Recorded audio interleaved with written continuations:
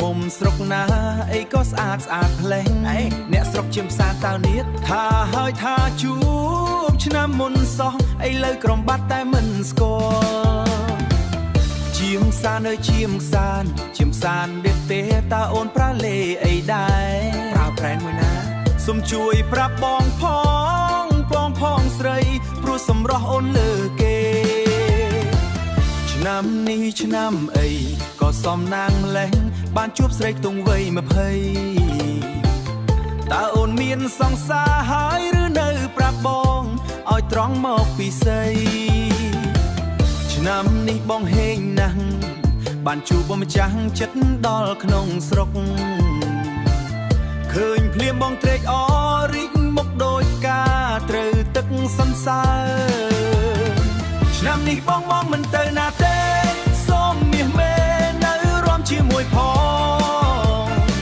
បងសុំរួមតែម្ដងរួមជាមួយផងតើបានទេស្រីជាផ្សានពិតជាស្អាតស្រស់សម្រស់លើនីសម្រស់លើស្រីនានាតើអូនញ៉ាំអីទៅស្រស់ពន្លកបានជាល្អប្លែកយ៉ាងនេះ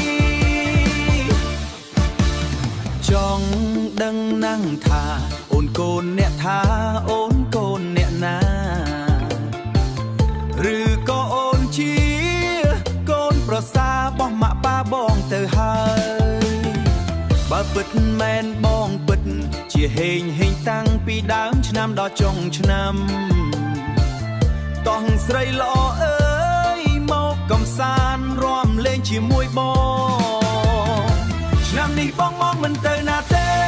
សូមមាសមេនៅរួមជាមួយផង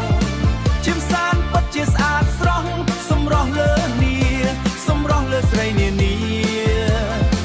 តើអូនញ៉ាំអីទៅស្រស់ពន្លកបានជាល្អប្លែកយ៉ាងនេះតោះរួមលេងជាមួយបង